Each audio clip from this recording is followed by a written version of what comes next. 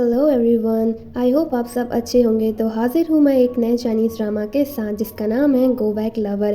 कहानी काफ़ी इंटरेस्टिंग होने वाली है, तो चैनल को सब्सक्राइब करें जिससे आपको आने वाली वीडियोस के नोटिफिकेशन मिलते रहें। ड्रामे की स्टार्टिंग में हमें 2018 का सीन दिखाया जाता है जहाँ पे हमारी फीमेल लीड सिंह ने एक अवार्ड जीता है। वो अपने अवार्ड को अपने बॉयफ्रेंड के साथ शेयर करना चाहती है, तो वो उसे स्टेज पे बुलाती है। भीड़ में से निकल के एक लड़का सामने आता है जिसका नाम होता है शिंगयन। शिंगयन हमारे ड्रामा का मेन लीड है। वो स्टेज पर आते ही शिंग को प्रपोज करता है और बोलता है कि मैं तुम्हें 18 साल से जानता हूँ, अब फाइनली टाइम आ गया है कि मैं तुमसे शादी कर लूँ और हमारा रिलेशनशिप भी काफ़ी दिनों से अच्छा चल रहा है।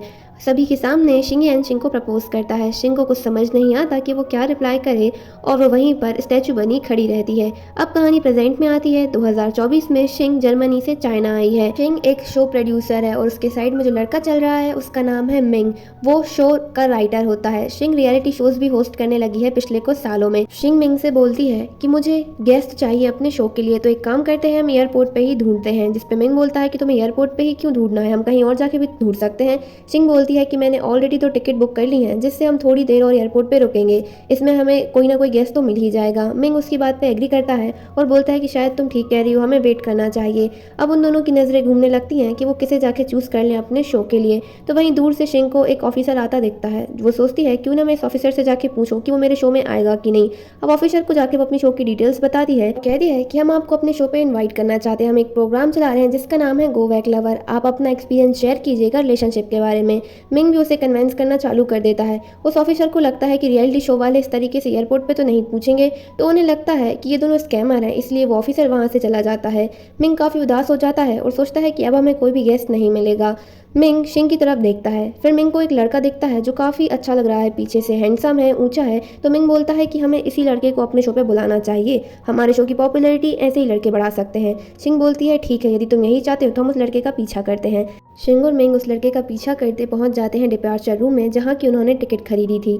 शिंग बोलती है मैं इस लड़के को जाके कन्वेंस करती हूँ। मिंग बोलता है ठीक है, जिस लड़के ने मैगजीन पकड़ी है तुम उस लड़के को जाके कन्वेंस करो और मैं तुम्हारी हेल्प करूंगा। शिंग बोलती है नहीं, मैं अकेले जाऊंगी, तुम एक काम करो, यहाँ पे जितनी भी फीमेल लड़कियां हैं उनसे जाके बात करो, हो सकता है कोई हमारे शो में आने के लिए रेडी हो जाए। अब शिंग उस लड़के के पास जाती है और बोलती है कि इस मैगजीन के बारे में मैंने बहुत सुना है और पढ़ी भी है। तो वो उसे फैक्ट बताने लगती है मैगजीन के बारे में। लड़का चुपचाप उस मैगजीन को पढ़ता रहता है। शिंग अपने प्रोग्राम के बारे में बताती है और उसे अपना फ़ोन दे देती है। फिर शिंग देखती है ये लड़का कोई और नहीं शिंगयन होता है। शिंगयन को देख के शिंग एकदम शॉक हो जाती है और उसकी आंखों से आंसू आने लगते हैं। सेम कंडीशन शिंगयन की होती है। वो शिंग को देखता है और इमोशनल हो जाता है। अब उन दोनों का आई कांटेक्ट होता है जहां उन्हें अपनी पुरानी मेमोरीज याद आने लगती हैं कि वो एक दूसरे से कितना प्यार करते थे और एक दूसरे के साथ बहुत अच्छे से रहते थे। शिंगयन अपनी मेमोरी से बाहर आने की कोशिश करती है और बोलती है कि काफ़ी टाइम हो गया, लंबे समय बाद तुमसे मुलाकात हुई। शिंगयन बोलता है हाँ सच में बहुत टाइम बाद मैं तुमसे मिला हूँ, मैंने सुना है कि आजकल तुमने रियलिटी शो करने भी स्टार्ट कर दी, क्या तुम मुझे उसके लिए रिक्रूट करना चाहती हो। अब इतने में मिंग आ जाता है और बोलता है कि हाँ ये आपने बिल्कुल सही सुना, हम अपने रियलिटी शो के लिए आपसे बात करना चाहते हैं। वो उसे डिटेल्स देना स्टार्ट कर देता है। शिंग बोलती है क्या तुम अभी भी सिंगल हो। शिंगयन बोलता है कि तुम्हें मेरी प्राइवेट लाइफ में बड़ा इंटरेस्ट आ रहा है। अब जिस पे शिंग बोलती है नहीं, मैं तो अपने प्रोग्राम के कारण पूछ रही थी। मिंग बोलता है क्या तुम दोनों एक दूसरे को पहले से जानते हो। जिस पे शिंग कुछ नहीं कहती और उसका कॉल आने लगता है तो वो फ़ोन लेकर बात करने के लिए चली जाती है। उसे अपनी फ्रेंड जू का कॉल आता है जो बोल रही होती है कि सेरेमनी स्टार्ट होने वाली है, तुम कहाँ हो, मैं तुम्हारा कब से वेट कर रही हूँ। शिंग बोलती है कि मैं एयरपोर्ट आ चुकी हूँ, मैं जल्दी तुम्हारी सेरेमनी में पहुँच जाऊँगी, मैं लेट नहीं होंगी, सो डोंट वरी।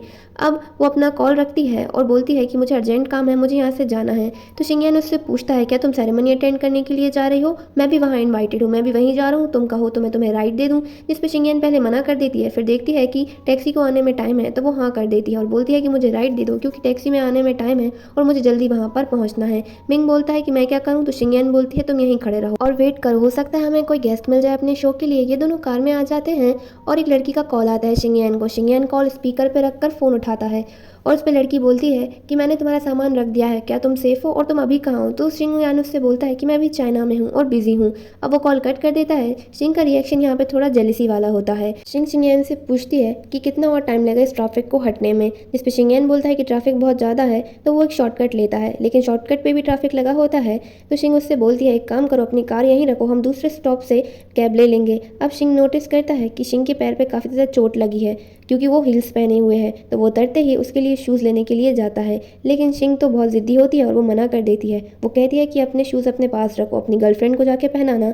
शिंग यन बोलता है कि तुम्हें मेरी पर्सनल लाइफ में फिर इंटरेस्ट आ रहा है, जिस पे शिंग बोलती है कि मुझे इंटरेस्ट नहीं आ रहा, मैं बस दूसरों की चीज़ें यूज़ नहीं करती। और ये कहकर वो वहाँ से जाने लगती है।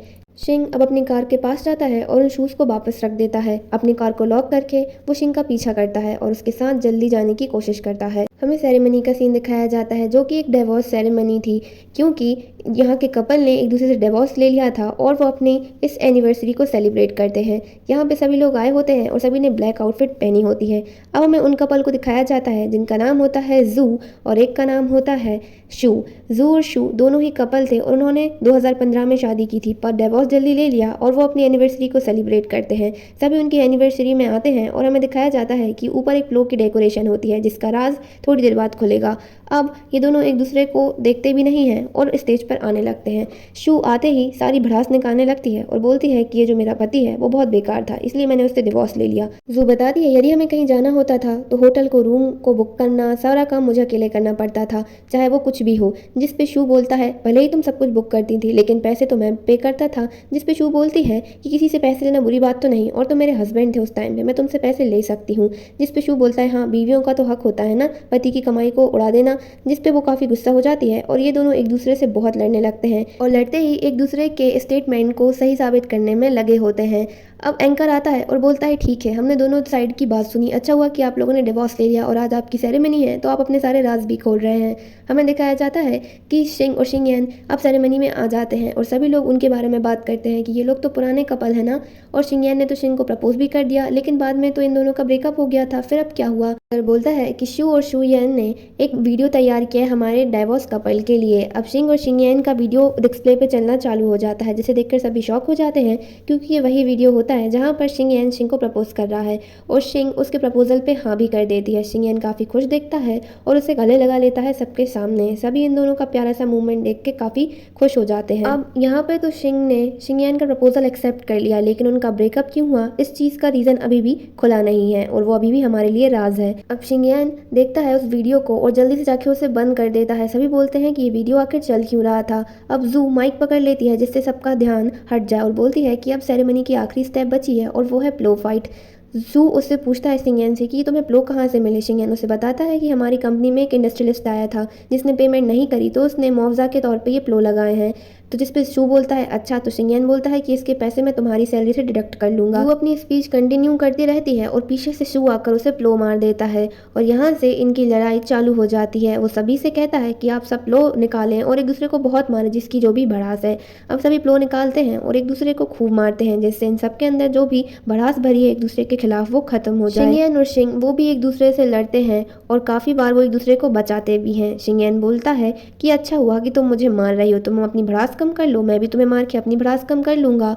जिस पे शिंग बोलती है ठीक है कर लो, लेकिन हमारा ब्रेकअप क्यों हुआ ये तुम्हें अच्छे से पता है ना।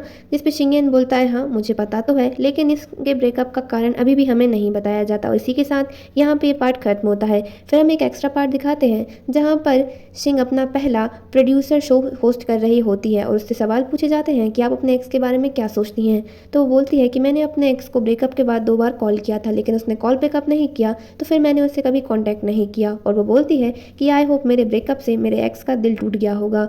यहाँ पर शिंग यन का भी इंटरव्यू चलता है। शिंग यन से पूछा जाता है क्या आपने कभी कॉल नहीं किया अपनी एक्स को, जिस पे वो बोलता है कि मैंने कॉल किया था लेकिन उसने कभी रिसीव नहीं किया और मुझे ब्लॉक कर दिया।